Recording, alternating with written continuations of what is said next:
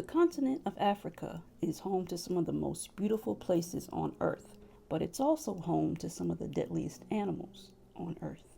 For 9 months in 1898, in the Tsavo region of present-day Kenya, two of Africa's deadliest lions stalked, preyed, and ate 35 railway workers. They were called the Ghost and the Darkness. The exact number of deaths isn't clear because the railway records were kept for the Indian workers that worked with the British. So the Indian death toll was 28, but a significant number of local people were also killed. And there's a historical horror movie that's called The Ghost and the Darkness, and it tells the true story of the Tsavo man-eaters. In the movie, the lions have manes, but the real lions didn't. And Tsavo lions are either maneless or their manes will be pretty small. And they're also more aggressive, which is one of the reasons that they weren't actually used in the movie.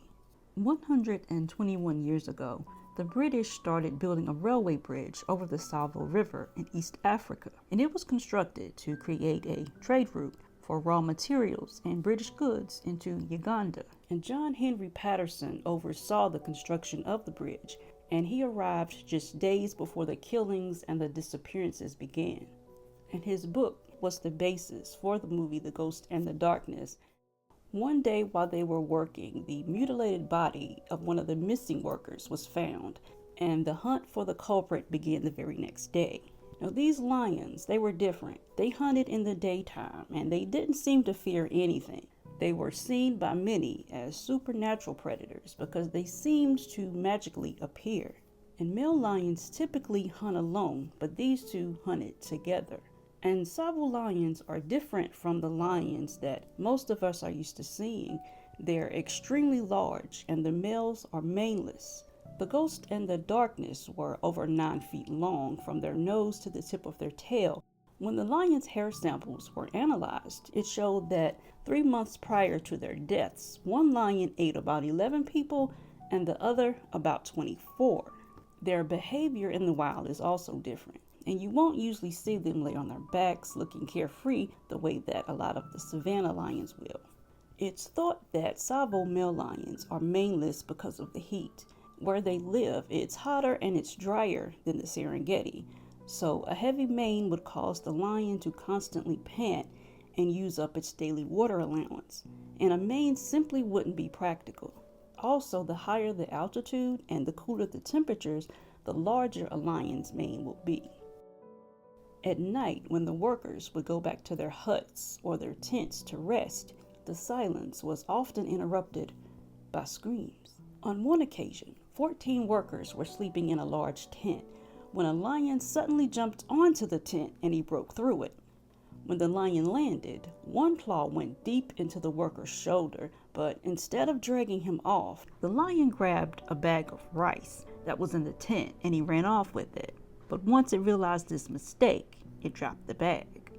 The work camp's hospital was also a target for the lions because of the smell of disease and blood, so it had to be moved a mile away. So Patterson was at the old hospital expecting for the lions to show up.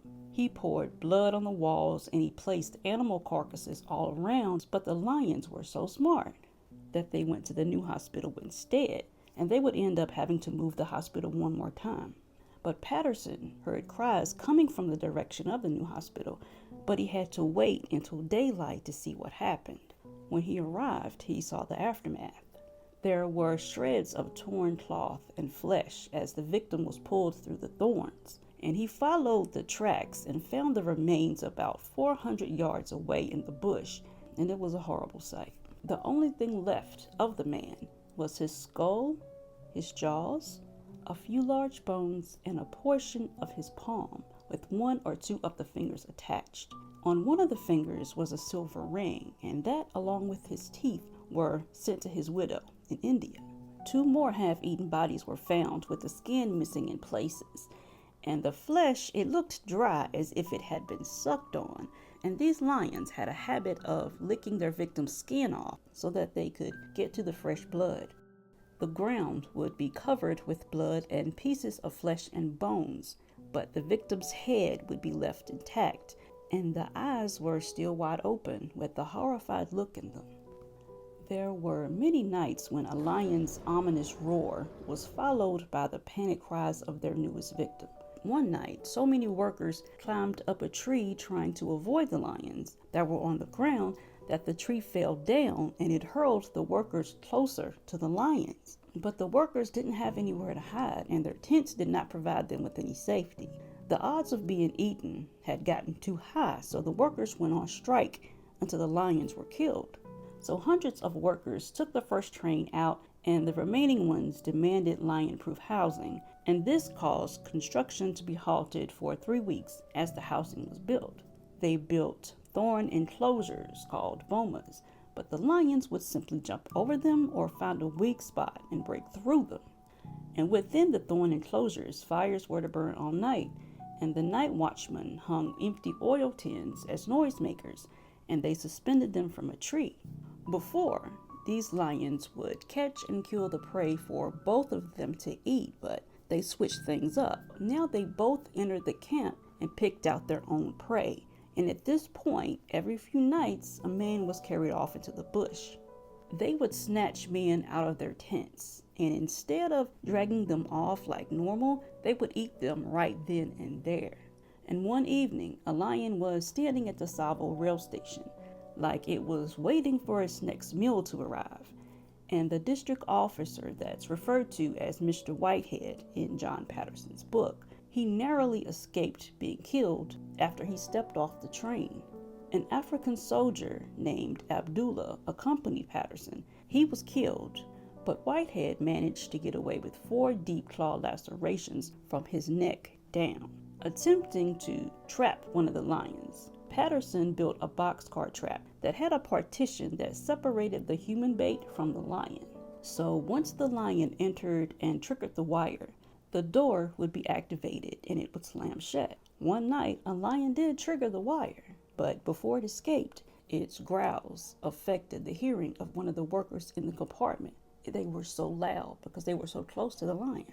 So Patterson tried to use himself as bait, but the lions wouldn't even enter. So eventually they had to call in other officials to assist him in the hunt. The way these lions hunted and attacked the workers was so well timed, and they were so successful that a lot of the workers didn't think that they were animals at all, but devils in lions' form. They came at night and they came in the day. They ignored, avoided, or escaped almost every single trap that was set for them. Once, while they were eating, they ignored more than 50 rifle shots that were fired very close by them. Others felt that it was useless to shoot them because they were the angry spirits of 2 witch doctors that had taken the form of lions. They believed that the spirits were against the railway being constructed across their land and that they had come to punish anyone who worked at Tsavo. They also blamed John Patterson because the attacks seemed to start shortly after he arrived.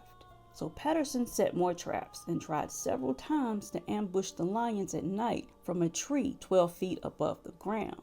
The lion stalked Patterson by circling the tree over and over and over again.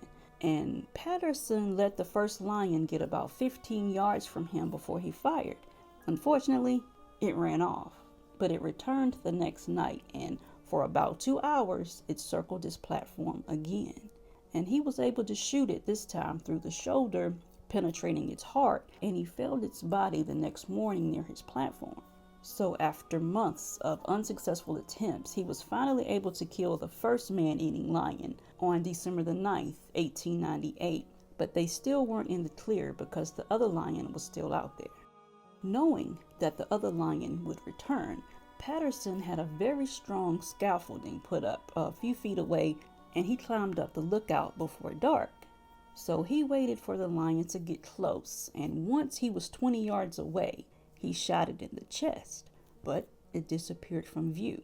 He managed to shoot it 3 more times, and he could tell that the last one actually took effect. It wasn't dead though. At daylight, they started tracking it, and they followed the blood trail and heard a warning growl. But once Patterson had a good view of it, he aimed and he fired, and it started to charge at him, so he shot it again. It was still charging him, but it was slower now. And after a few more shots, it fell about 5 yards in front of Patterson. Many of the men, however, hated the lion for killing so many of their fellow workers that Patterson had to stop them from tearing its body to pieces. It took 8 men to carry each lion back to camp. The lions were between 6 and 8 years old. So soon the construction crew returned and finished the bridge in February of 1899. Patterson had the skins turned into floor rugs, and after 25 years, the skins and the skulls were sold to the Field Museum of Natural History in Chicago in 1924 for $5,000. The skins were stuffed, and they're now on permanent display along with the original skulls. The reconstructed lions are smaller than their original size because their skins had to be trimmed to be used as rugs. So a lot of the material was lost from converting them back into mounts, and even more was lost repairing the gunshot holes. And there were also scratches all over their bodies that came from them crawling through the thorn fences that the workers constructed for protection. In this image, the lion that is laying down is the one that was killed first. The standing lion was killed a couple weeks later. Everything that you see on an animal, like their hair, their skin, etc., is made of protein. These lions had been living on a diet of humans for several months, and they had time to grow a new coat. So pretty much everything you see on these lions was originally human protein. Another man-eating lion in Zambia was named the Cunning One, and he killed 43 people. Another lion in Zambia killed and ate 6 people in 1991, and he was one of the largest man-eating lions ever recorded at over 10 feet in length and 500 pounds. It took several attempts to kill him as well, and he's also on display at the Chicago Field Museum, and he was estimated to be 5 years old, and he was completely maneless, just like the man-eaters of Tsavo. In Patterson's book, he briefly mentions coming across a fearsome-looking cave that was full of human bones and jewelry that the natives wore, and it was his assumption that the cave used to belong to the ghost and the darkness. And in the movie, they come across a cave filled with human bones, but researchers from the Field Museum spent 3 weeks excavating the cave, but they didn't find anything, and Patterson never took any pictures of the bones that he claimed to have found. So what caused these lions to become man-eaters? There isn't really a definitive answer because researchers have different theories, but one theory suggests that an outbreak of rinderpest or cattle plague wiped out their usual prey, so the lions had to find food in unconventional ways, and that caused attacks on humans to increase across the continent. A previous analysis of chemical isotopes in their fur and their bones revealed that they had been eating a variety of prey besides humans. So if they didn't have a problem finding food, why did they eat people? Another theory is that one of the lion's skulls was found to have a badly abscessed tooth, and that could have hindered them from their normal hunting behavior.